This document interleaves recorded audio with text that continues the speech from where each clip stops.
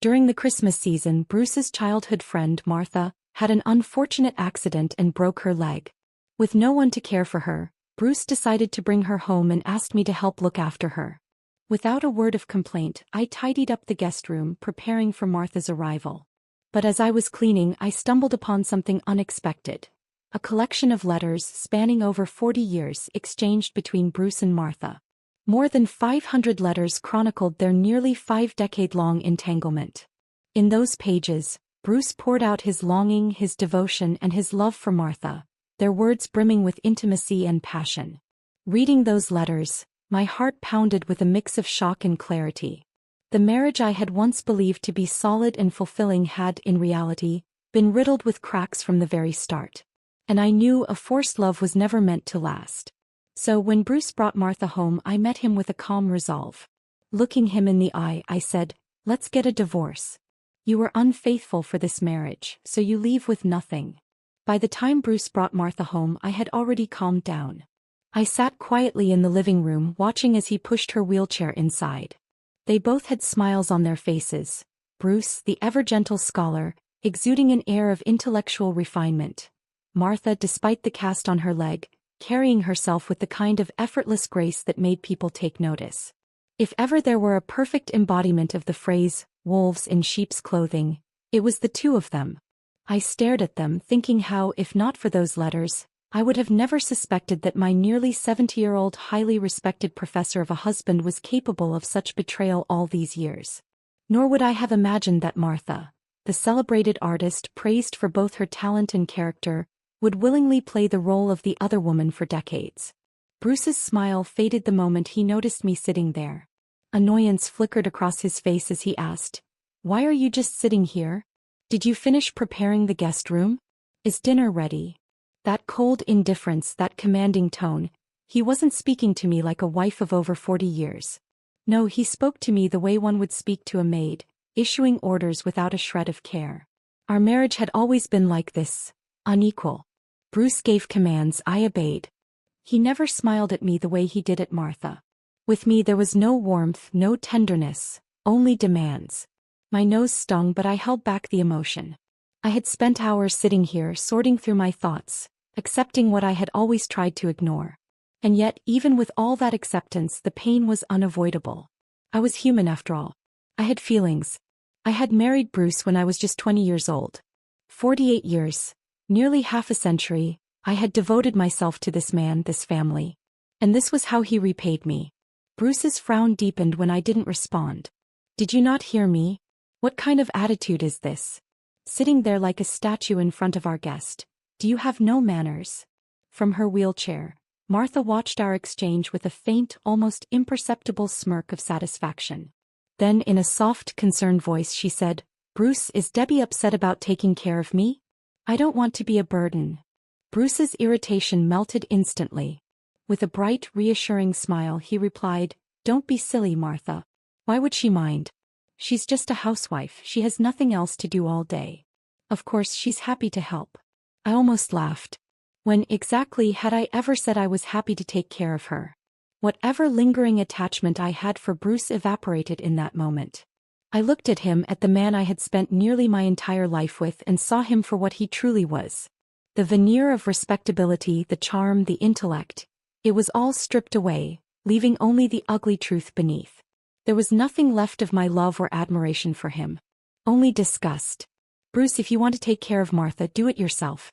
I have no obligation or responsibility to help you. And there's something I need to tell you, we're getting a divorce." I spoke each word slowly and clearly, leaving no room for doubt. Bruce froze as if I had just slapped him. His finger trembled as he pointed at me, disbelief written all over his face. You must be out of your mind." I let out a cold laugh. "No, Bruce. For the first time in my life I'm thinking with absolute clarity. I want a divorce, and I want it now. For over 60 years, I had been the obedient wife, never stepping out of line, never failing to meet his expectations. The sudden declaration of divorce was something Bruce simply couldn't process.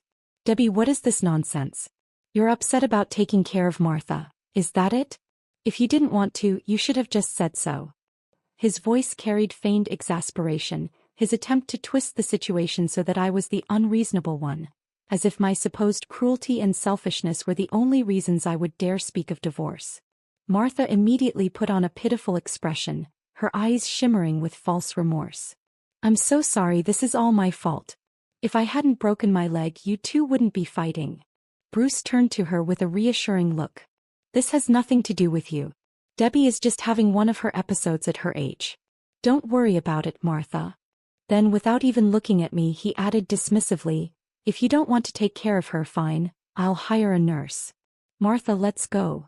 Without a second thought, he turned the wheelchair around and started pushing Martha toward the door, completely disregarding me as if my words had been nothing more than a passing tantrum. I raised my voice. "Bruce, make time to go to the courthouse. We need to file for divorce. Oh, and we'll need to discuss the division of assets as well." Bruce didn't acknowledge me. He simply walked away with his precious Martha, leaving me behind like an afterthought. I carefully packed away the decades' worth of letters between Bruce and Martha, took them with me, and headed straight to a nearby law firm to consult a lawyer about the divorce. After reviewing my evidence, the lawyer informed me that if the proof was solid, there was a possibility that Bruce, as the unfaithful party, could walk away with nothing. We talked for over an hour, and by the time I left, I had a clear plan in mind. Bruce had shown no mercy, but I wouldn't be as heartless as him, not for his sake but for our children. Eddie and Sandra had built successful lives of their own, each with thriving careers and families. I didn't want this divorce to turn into a public spectacle that could affect them. As long as Bruce agreed to the separation, I wouldn't go out of my way to destroy him. I stored the evidence in a safe place, took a copy of the drafted divorce agreement and returned home. The moment I walked through the door, I saw Eddie and Sandra sitting on the couch, their expressions grim. Eddie was the first to speak, his tone sharp with frustration. "Mom, what the hell are you doing? Why would you suddenly ask Dad for a divorce?" A cold wave swept through me as I looked at my son, the child I had raised with my own hands. The child who now spoke to me as if I were the one in the wrong. Sandra chimed in, her voice carrying an edge of disbelief. "Dad told us you're leaving him. After all these years, why? Is that really necessary?" I clenched my fingers around the divorce papers. They didn't know. I couldn't blame them for their reaction. But soon they would. Bruce and I were going our separate ways. Once that happened, there was no doubt he would marry Martha and the truth would come out anyway. I might as well be the one to tell them first. "Your father cheated," I said, my voice steady. "He and Martha have been having an affair for decades. I won't sit back and tolerate it any longer. I'm divorcing him. I had poured my love into these children, raised them with care and believed naively that they would stand by my side. I thought they would be furious on my behalf, that they would call Bruce and Martha out for their shamelessness. I was wrong." Eddie furrowed his brows. "Mom, we've known about Dad and Aunt Martha for a long time. They were deeply in love back then, but circumstances forced them apart. Aunt Martha never married, she's been waiting for Dad all these years. Isn't it natural that he still has feelings for her?"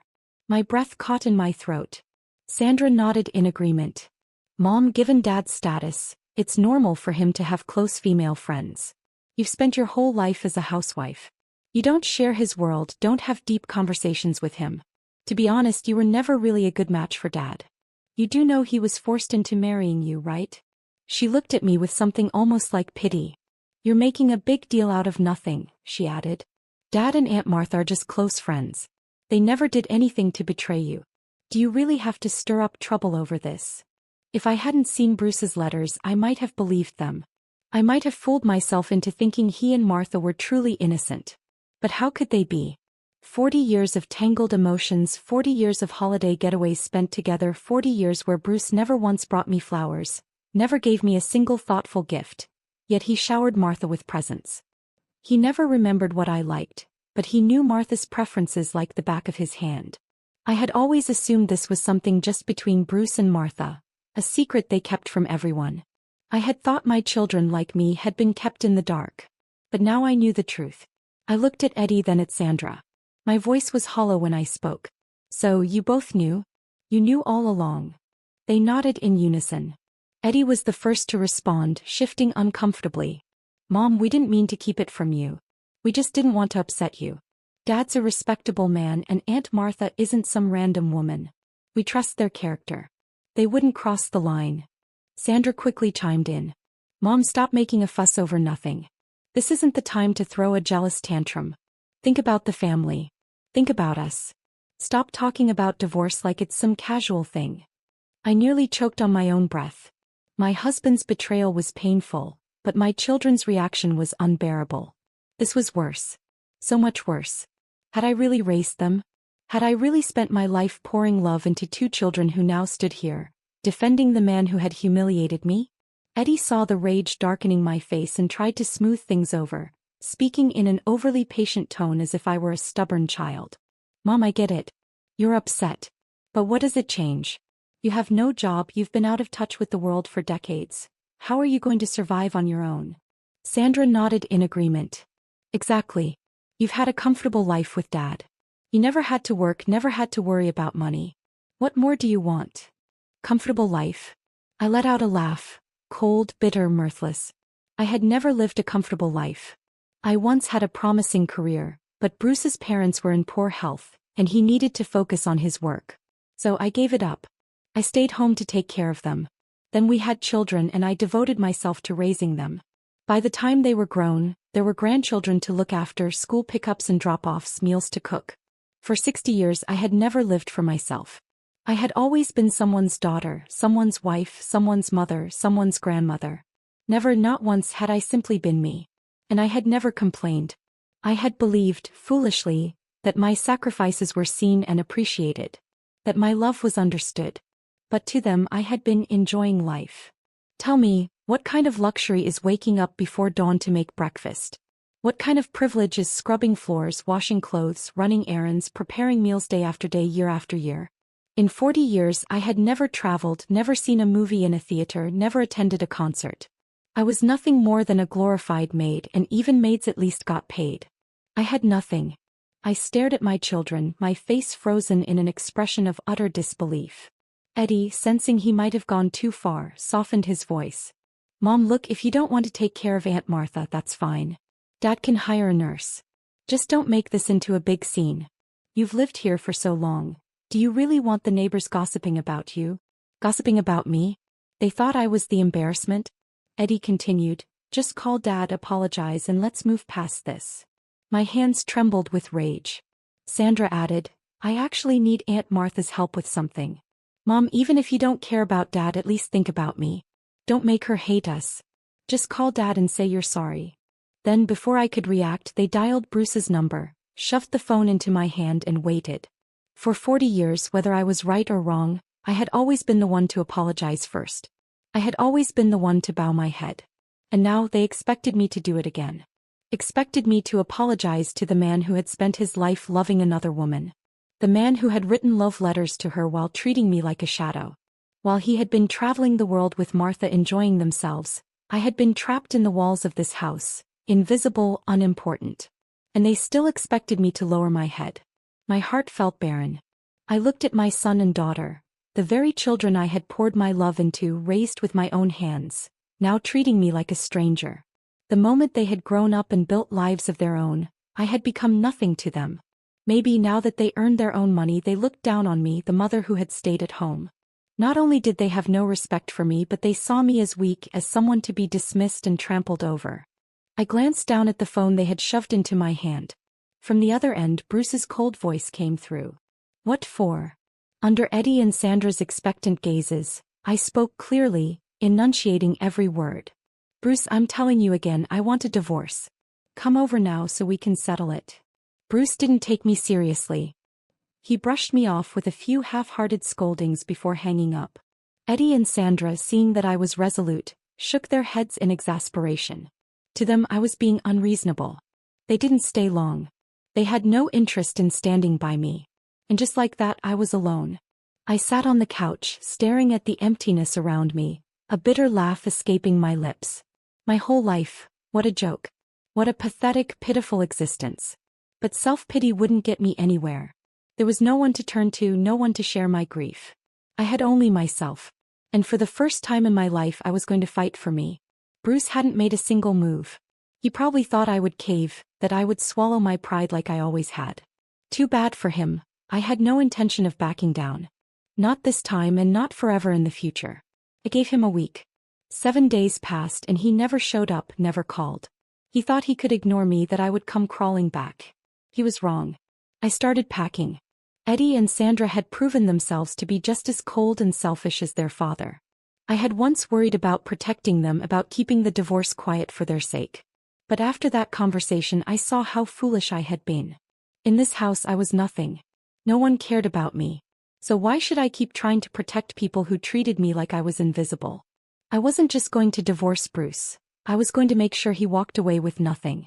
Box by box I packed up his things. It was only as I sorted through the house that I realized just how much of it belonged to him. His clothes, his shoes, his books, his belongings filled dozens of boxes, covering the living room, stacking up in the hallway. And then there was me. In over 40 years I barely had anything to call my own. No fine clothes, no treasured possessions. Just a lifetime of service, of sacrifice, of making sure everyone else had what they needed. By the time I was done, the house felt different. Lighter. Freer. The next morning I called Bruce. "I've packed up your things," I said, my voice calm. "You can come pick them up or send someone to do it." He exhaled sharply, already irritated. "Debbie, do you really have to be this unreasonable? All I asked was for you to help take care of Martha for a few days. You've taken care of people before. Why are you making such a big deal out of this?" Even now he stood on his pedestal looking down on me. I had no patience for his nonsense. "I'm only holding on to your things for 3 hours. If you don't come get them, I'm throwing them out. Oh, and by the way, the house is mine. The assets too." Bruce didn't even let me finish before he exploded in rage, cursing before slamming the phone down. I couldn't care less how Bruce would deal with things at this point. Sitting in the living room, I began calculating the finances of my marriage to him. I didn't know all the details, but I knew there were 3 properties and 2 cars. Bruce, a renowned professor, had a high salary with substantial bonuses and awards. I carefully added everything up step by step. The 3 hours flew by. No sign of Bruce. I made a call to a company to come collect the old items. As they were about to load his books and papers onto the truck, Bruce finally showed up. He stopped the movers, yelling furiously, "Stop! Stop right now!" Then he turned to glare at me with rage. "Debbie, you've gone too far." I looked at him coldly, replying, "I warned you. You came too late. You're impossible." Bruce shouted, pointing a trembling finger at me. The person he had always oppressed, the one who had never dared raise her voice, was now something entirely different. Finally, Bruce began to truly see me. He spoke. "Fine, if you're so determined, let's talk about the divorce." Of course, I thought. We needed to have this talk. We sat down on opposite sides. I handed him the divorce papers. "Everything's in order. Just sign here." Bruce took the papers and began to read. When he reached the section about the division of assets, his eyes widened. You want everything?" he stammered. "Debbie, how dare you?" I smiled bitterly. "You cheated on me, Bruce. Martha is the one who committed the wrong, and with all these evidences I had, what do you expect to happen or argue? The guilty party doesn't get a penny. You leave with nothing." As I clearly laid out the facts, naming Martha as the guilty party, Bruce's face turned a deep shade of red. He opened his mouth to argue, but I didn't hesitate. I slammed a stack of documents onto the table in front of him.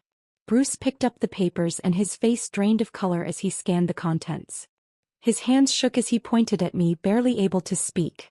How do you have these?" For over 40 years of marriage, I had played the role of the dutiful housewife, soft-spoken, mild-mannered, always tending to the household. Bruce had long since stopped seeing me as a person, let alone an equal. He thought I was weak, easily manipulated, and had no voice of my own. But I wasn't just some docile woman. I had once been a brilliant student from a family of intellectuals. My parents were professors. Bruce, on the other hand, had come from nothing. He had grown up with nothing but a small farm to his name, and when he met me he was a student of my father. Bruce had his eyes on my family's wealth and influence, not just me. He had separated from his true love intendedly, Martha, to marry me, all in the hopes of using my family's connections to propel his career. I had fallen for him not just because of his ambition but because of his charm, his drive, and his apparent kindness. I had thought he was a good man, but I was wrong. I had built him up in my mind to be perfect when he was anything but a poor student. If Bruce had any morals, he would have been grateful to my parents for giving him the opportunity to succeed, but instead he used their help to climb higher, leaving me behind. After our marriage, I did everything to support him. I quit my job to care for his parents and maintain our home so he could focus on his career. If he had any sense of responsibility, he would have left Martha behind and shared his life with me. But Bruce didn't care about responsibility, he was too greedy. He took advantage of my family's support and used me as a servant, treating me like nothing more than a caretaker while he romanced other women. He thought I was trapped, that I would never leave, and I had kept quiet for so long because of love. I had devoted my life to him out of love, but now I saw the truth. Bruce had never loved me. So why should I continue to bear this? Over the years, Bruce and Martha had been careless in their affair, flaunting their love while going on vacations together, enjoying their time without a care in the world, forgetting to cover their tracks. But I, using the letters Bruce had written to Martha, had traced their steps over the past 2 years. Last Christmas they had gone skiing in the mountains, and this July they had vacationed on an island, taking plenty of photos. This Christmas they were again together on an adventure, with Martha trying to challenge herself with rock climbing. She thought her body could handle it, but after living a pampered life, she wasn't prepared for such a demanding sport. So she fell and broke her leg. Seeing his lover injured, Bruce was frantic, unashamedly showing his concern and affection for her. Bruce had forgotten that we were now living in the digital age. As Martha was being comforted by Bruce, a photo was taken capturing the intimate moment. People assumed they were a married couple, admiring their perfect love, completely unaware of the truth, that they were simply two cheaters. Bruce never expected that I would get my hands on so many intimate photos and videos of him and Martha. Bruce was a respected university professor, now retired but still influential, and Martha was a well-known film critic. They both understood the scandal their affair could cause. Bruce tried to talk to me, softening his tone, saying, "I just can't let go of Martha. Nothing ever happened between us." Before he could finish, I interrupted him sharply, "Don't lie to me, Bruce. If you were a man with any dignity, you wouldn't be so tangled up in this. I won't give you any chances. Divorce is non-negotiable." Seeing my unwavering resolve, Bruce tried to argue for the assets. "Can you at least leave me 20% of the assets?" I rejected him coldly. "Don't even think about it." I looked at him, each word deliberate. "The divorce is final and you leave with nothing. As for your affair with Martha, I won't expose it, but if you do anything to harm me, you know the consequences." Bruce knew the consequences all too well. He had enjoyed years of praise and recognition and couldn't bear the thought of being publicly shamed. In the end, he signed the divorce papers. Once Bruce left, Eddie and Sandra arrived soon after. They stormed in furious. "How can you be so heartless? So greedy?" they demanded. Their tone was as if I had committed some unspeakable crime. They bombarded me with accusations. "You want him to leave with nothing? What have you contributed? This house, all of it, is the result of our dad's hard work. How can you be so vicious toward him? Doesn't your conscience hurt?" I couldn't help but laugh at their righteous anger, my voice calm as I said, "You want to talk about conscience? Fine, let me ask you, where is your conscience?" I sneered. "From the time you were born, did your father ever take care of you for even a day? Did he ever cook a meal, wash your clothes, or even drive you anywhere? Well, that's all been me, the person with no conscience." They were stunned into silence. I pointed at Eddie and continued, "You said your father and Martha were madly in love, didn't you? Well, they've been having an affair for over 40 years, so they are indeed a couple, but their love has been built on cruelty. If I didn't have a conscience, I would have let you die years ago." Eddie was speechless, but he asked, "What are you saying?" I coldly replied, "Your dear father never wanted you. After he found out I was pregnant, he kept making excuses for why I should get rid of you." I continued, "I never understood why you and your father wanted to stay childless, but now I see it. He had already made up his mind to stay with Martha, and he never wanted a burden like you. This is the true face of the father you respect so much." Eddie shook his head in disbelief. "This can't be true. You're lying. My dad isn't like that." I smiled bitterly. "Well, you don't want to believe me. Fine, but the truth doesn't matter to you, does it? All you care about is the money." Flustered, I waved them off. "Just leave. I don't want to see you anymore." But neither Eddie nor Sandra moved. Eddie said, Mom, what are you going to do with all that money? You don't understand how to manage it, you don't know business. If you get scammed, it'll be a disaster. Sandra chimed in. You won't remarry, will you? There are so many people out there trying to marry for money. We're just worried about you. We think it's better if we help manage the money for you. Now I understood their real intention. I laughed, a cold, cruel laugh. So you want the money, huh? Just like your father, so selfish. You're exactly like him. When they had helped others hurt me, I had already given up on them. Want my money? They were dreaming. I would donate every penny to charity before I gave them a cent. After threatening to call the police, Eddie and Sandra were finally driven out of the house. They had no loyalty or sense of family, so I had no reason to indulge them any longer. Once they were gone, I immediately put the house up for sale. From now on, I would sever all ties with them. As I was in the process of selling the house, I began looking for a new one. The current house was too large for me to live alone. It felt too empty. I decided to buy a more manageable apartment, around 100 square meters. It didn't take long to find one I liked, and once I purchased it, I went out to enjoy a celebratory dinner. That's when Martha reached out to me. She put on a false, innocent tone and began to explain. Debbie, I know there's been some misunderstanding between you and Bruce recently because of me. Is it because of me that you want to divorce him? Bruce and I haven't done anything, you have to believe me. I honestly didn't know where she found the nerve to come to me with this explanation. For 40 years she had been sneaking around with Bruce, doing despicable things behind my back. If Martha had even the slightest bit of dignity, she would never have shamelessly destroyed my family like this. But of course I wasn't going to indulge her in her audacity. I cut her off, saying, "Oh, so you're telling me that after all these years, you've received gifts from Bruce, traveled with him all over the world, but you didn't know those gifts were bought with money? You didn't know the hotel stays and meals cost money? You didn't know that the money you spent was part of the shared assets between Bruce and me, the legal wife? You know exactly what you've done, and now you have the nerve to explain yourself? You're stealing." Seeing I wasn't giving her an inch, Martha couldn't maintain her composure any longer. She said, "I admit that Bruce and I became close because of work, but there's nothing between us. He's been married to you for decades. How could you let him leave with nothing?"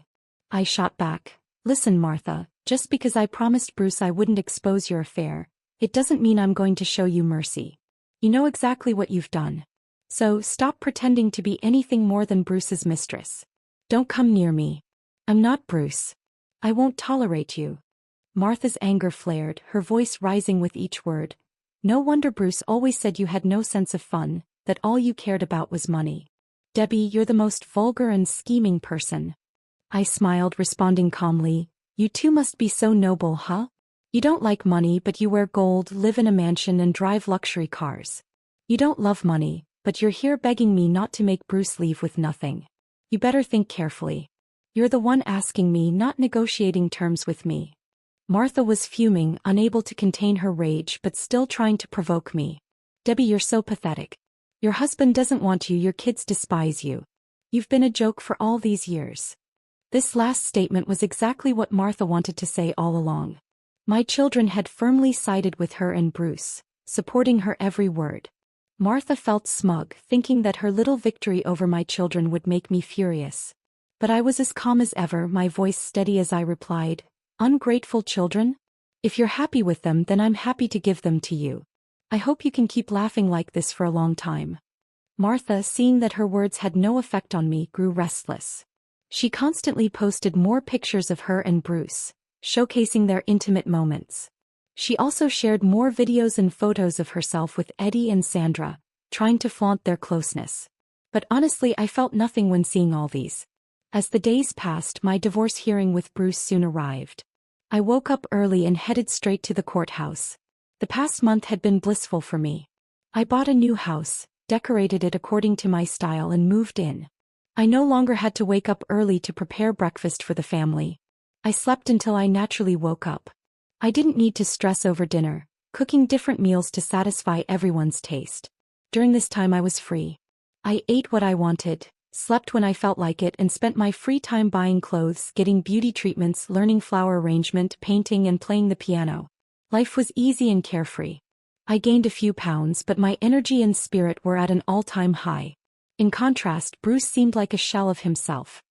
His shirt was wrinkled and stained, his beard had grown out and he hadn't bothered to shave and his eyes were empty. Seeing him like this almost made me laugh out loud. As for Martha, after I had upset her during our last conversation, she had been sending me daily updates on her and Bruce's so-called romantic moments. When I had been with Bruce, I was the one who worked tirelessly, caring for him like a devoted servant while Bruce did nothing. But now that he was with Martha, things had completely changed.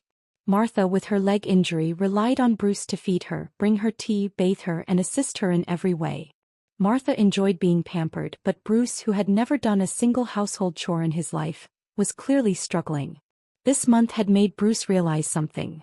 The woman he had dreamed of for so long, Martha, wasn't as perfect as he had imagined. She was no longer the unattainable beauty he had idealized. She was just an ordinary woman. She needed food, used the bathroom, didn't wear makeup, and had no thick layers of foundation to hide her flaws. She couldn't look pristine and glamorous for him anymore. Bruce finally understood that Martha was just like any other woman. Her skin sagged and the wrinkles around her eyes were more noticeable than before. She didn't care about what Bruce thought. She was stubborn and didn't show him the respect or care he felt he deserved. What he had wanted so badly now felt different. Bruce regretted everything and even tried to convince me to reconsider the divorce. What a dreamer. I didn't hesitate for a second as I signed the papers. When I walked out of the courthouse, I couldn't help but hum a happy tune. I was finally free and at peace. Bruce, on the other hand, was facing the reality of caring for Martha during her lengthy recovery. His struggles had only just begun. After receiving the divorce certificate, I booked a tour group and started traveling the world. I didn't delete Martha's contact information. I continued to keep an eye on her, watching as she flaunted her relationship with Bruce. As the saying goes, a long illness makes for an ungrateful child. And Bruce certainly wasn't a model of filial piety. He had lived a life of luxury for decades, serving Martha like a mule. Now he was finding it difficult. He had to play along, acting for Martha in front of the camera, pretending to be happy for the world to see. I could only imagine how uncomfortable that must be for him. I knew what Martha was up to. She wanted me to see her so-called happiness. But happiness isn't something you can simply show off. It's like wearing shoes. Only the wearer knows if they fit properly. Martha frequently posted about her romantic moments with Bruce. Before, when I was still married to Bruce, she had blocked others and only allowed me to see her posts. But now that Bruce and I were divorced, there was no need to hide it anymore. She started sharing her love with Bruce openly for everyone to see, hoping to get the validation and admiration she so desperately wanted. But the world doesn't revolve around Martha. People will only praise you if they need something from you, or if they genuinely admire you. Martha's posts about her and Bruce's relationship didn't have the effect she had hoped for. Very few people wished them well, and instead there were whispers behind their backs. Bruce and I had been married for over 40 years, and our marriage had been seen as a model of success. Now suddenly we were quietly divorced and Martha and Bruce were together so quickly. Anyone with a brain could see what was going on. They weren't clean. Bruce had been in academia for many years and he certainly had his fair share of enemies. Martha too had made many enemies in her career, suppressing people to climb the ranks. Their public display of affection only gave their rivals the opportunity to strike back. Rumors began circulating, saying that Bruce and Martha had been together long before their divorce, accusing them of having an affair. The more they flaunted their relationship, the more evidence surfaced, and it didn't take long before those pieces of evidence were leaked, causing a public uproar. Neither Bruce nor Martha had realized the severity of the situation. Martha's goal was to have people congratulate her and Bruce on their love, but instead it backfired. She was upset, but what she didn't know was that it wasn't me behind the scenes spreading the rumors. Her and Bruce's enemies were using this chance to take them down. Martha, furious, called me. Her voice trembled with emotion as she yelled, "Debbie, it's you, isn't it? You're behind this. You're jealous of the love Bruce has for me. You're just a shameless, petty person." I couldn't hold back my laughter. The shameless one here is you, Martha. You've crossed every line and you still have the nerve to flaunt it. Should I be calling you out for having no sense, or should I just call you plain stupid? Do you not realize that you and Bruce's affair is a scandal? Martha couldn't bring herself to admit her own faults. She was convinced that I was the one stirring the pot, trying to ruin her and Bruce's reputation. She insisted that Bruce call me, asking me to give back the divorce settlement. Of course, that was just a pipe dream and I didn't pay it any attention. After Bruce called a few times and got nowhere, they both knew there was no chance of getting the money back. Martha's leg had finally recovered, and she was eager to flaunt the love she'd missed out on for all those years. She and Bruce attended events hand in hand. Movies, plays, dinners together. However, the damage had already been done. The rumors of her being Bruce's mistress and his reputation as a cheating scoundrel had spread far and wide. Every time they went out, people pointed fingers at them, and Martha was so furious she nearly choked on her own anger. Refusing to accept being ridiculed, Martha blamed me for everything and decided to join forces with my 2 children and Bruce to smear my name. They started mentioning me in front of people they knew, insinuating that I had cheated, that my marriage to Bruce had been my fault, that I had left him of my own volition, and that I was disloyal. While I was traveling with my tour group, chatting and dining with the opposite sex, they twisted it into a narrative that I was traveling with my lover. Martha put in a lot of effort to drag my name through the mud. Eddie and Sandra firmly sided with them, creating a united front. The lies they spread made everyone believe that I was the one at fault. After all, what kind of children would be so malicious and shameless as to slander their own mother? Martha thought she'd scored a victory. She believed the worst was over, but little did she know that their enemies had found me. They laid out all of Martha's lies and slander against me in front of my eyes. Even a gentle cat has its claws, and I wasn't the person I once was.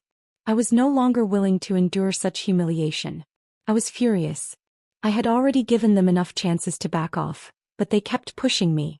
If they wanted to dig their own graves, I'd gladly help them. The affair between Bruce and Martha was exposed for the world to see. Their enemies didn't pull any punches, showing no mercy to either of them. Photos of Bruce and Martha at a hotel were blatantly posted online, along with all the loving moments they'd shared, now turned into damning evidence. Bruce's reputation, built over a lifetime, was completely destroyed. The more people dug into Bruce and Martha's past, the more evidence emerged. The moral outrage against them grew stronger by the day. Bruce called, demanding answers, but I calmly told him, evil will always be repaid in kind. Karma never loses an address. The public dug deeper into both Bruce and Martha's backgrounds. Bruce's past, when he was broke and had relied on my parents, was also unearthed, and people began condemning him for being ungrateful. Martha, however, was in for even worse exposure. Her decision not to marry all these years wasn't because of a deep, undying love for Bruce. Someone dug up details of her affair with a producer and director 40 years ago, including an abortion that had damaged her uterus. Martha couldn't have children, and instead of revealing the truth, she'd hidden it, choosing to dangle her supposed devotion to Bruce in front of him. After all, by then Bruce had already achieved success, and Martha wasn't about to give up on him as her backup. The more people dug into their lives, the uglier the revelations became. Eddie and Sandra were dragged into the mess too. Their coldness toward me, their support for Martha, and their attempts to cover up the affair were all laid bare. It soon became clear that they had been helping Martha, covering up Bruce's affair in exchange for favors. The public backlash turned the spotlight on them, and even their own careers suffered. Their days became far from easy. The turmoil lasted for several months, and discussions about it on the internet were relentless. Every comment seemed to weave my name into a new narrative, every discussion piling on another label for me. But I paid little attention, nor did I feel the need to explain myself. To me it had long ceased to matter. Life goes on, and in the end, it's my journey to walk, while others' opinions are but the voices of bystanders. I continued my journey, having just wrapped up a visit to a small town in southern France, and soon after embarked on my global travels. A year passed in the blink of an eye, and not even the shadow of regret lingered within me. That year of travel was undisturbed. No one interrupted my freedom, no one could take a piece of it away from me. I wandered through different countries and cities. Each morning I woke to feel that liberating sense of boundless freedom. When I arrived in a small town in Norway, the cold winter air brought with it a refreshing sharpness. Wrapped in a thick coat, the chill didn't bother me, for my heart had already warmed with a quiet peace. I sat by the window in a quaint café, savoring Norwegian salmon roe, letting each bite, filled with the taste of the ocean, linger on my tongue. My phone buzzed constantly, but I chose to ignore it. In that moment the world seemed to stop, and it was just me with the view before me. Suddenly my phone lit up with a message. It was from Sandra, short and cold. Mom, Dad's in the hospital. He's been diagnosed with cancer, terminal. He doesn't have much time left. Can you come see him? I stared at the message, feeling no stir of emotion. I took a deep breath, my fingers sliding across the screen, ultimately choosing to delete it. The answer was simple. No. I'm not a cold-hearted person, nor someone who doesn't understand human emotions, but I'm just a normal person. I know too well the pain of betrayal, of deception, and of those who have hurt me. The love I once knew had long been overshadowed by these betrayals. I would no longer easily forgive those who had disrupted my life, especially Bruce and Martha. Their suffering and regret were no longer my concern, and I had no obligation to shoulder their burden. As time passed, I continued my travels, embracing the beauty of the world and reflecting on the lessons life had taught me. Meanwhile, my phone was still flooded with messages about Bruce's worsening health, Sandra's anxious messages, and more. But all of it felt like passing smoke, easily brushed aside without stirring my heart. Half a year later, I returned home. As I stepped off the plane, I received yet another message from Sandra. Mom, Dad has passed away. I felt no reaction. I didn't reply. They no longer held any place in my life. Bruce's death didn't stir a shred of guilt within me, nor did it add any weight to my journey.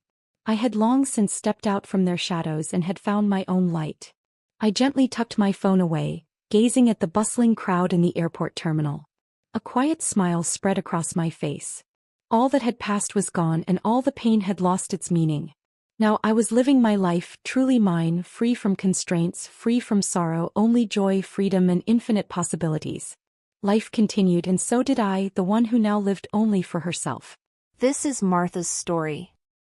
Memories often come rushing back on quiet nights, like an unhealable scar that resurfaces time and again. At that time, I was just a young girl from a poor family, with a hint of naivete in my eyes, yet a heart full of ambition and defiance. Every time I stood before a mirror and saw my ordinary face, I felt a pang of unease. I knew, compared to the daughters of prominent families, I was always missing that one thing, the innate radiance that seemed to come so effortlessly to them. Then Bruce appeared, like a stone cast by fate into the water of my life.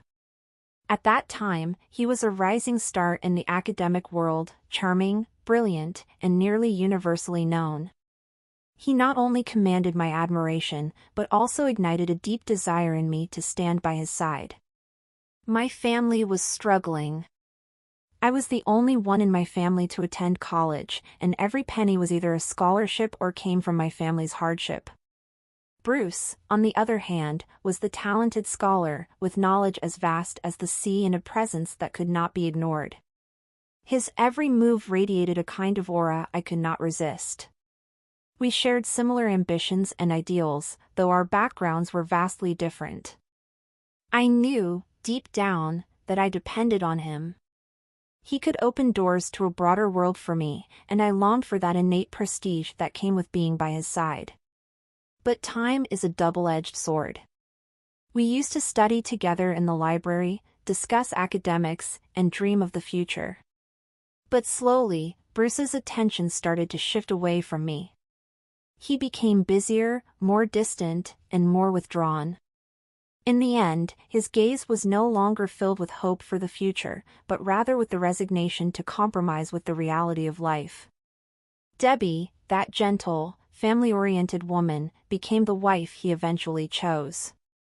She came from a privileged family, and her parents' support gave him a sense of stability amidst the struggles of life. For Bruce, it was the most rational decision. My heart began to tear apart, slowly and relentlessly. I was still too young to understand why he had made such a choice. My jealousy deepened, and even though I knew my own humble background, I could not accept it. For years, Bruce remained my emotional anchor. Even though he had Debbie and was a husband to her, our intellectual companionship never truly faded. We occasionally met, and in those conversations, I could still feel the familiar reliance between us. I knew, deep down, that he could never forget me. In some corner of his heart, there would always be a space reserved for me. With Bruce's help, my career gradually began to flourish. As an artist with some standing in the film industry, I relied on his resources and used his influence in the academic world to make my way into the core of the art scene. Bruce's fame became the stepping stone that allowed me to rise to the top.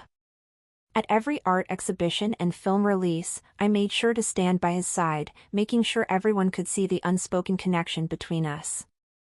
But these outwardly glamorous moments concealed the emptiness and fear that gnawed at me. I could never bear children, this was my lifelong pain. I knew Bruce could never give me a complete family. So, I started to find substitutes in Debbie's children. Her son, just entering the workforce, was full of uncertainties, while her daughter was rising steadily in society, becoming a prominent figure. I could not miss a single opportunity to involve myself in their lives. I began to spend more time with Debbie's children, showering them with care and offering them artistic support. It seemed they were willing to accept the resources I had to offer, and slowly, my sense of possessiveness began to grow stronger. I no longer wanted to be a mere observer, I wanted to be a part of their lives, just as Debbie once did with Bruce. I wanted to control them completely. My reliance on Bruce slowly transformed into manipulation. Whenever I felt insecure, whenever I feared being forgotten, I would cleverly guide him back into my world with carefully chosen words. Our relationship, though sometimes awkward, became my lifeline. It was the one thing that anchored me, even if it no longer had the warmth and devotion it once held.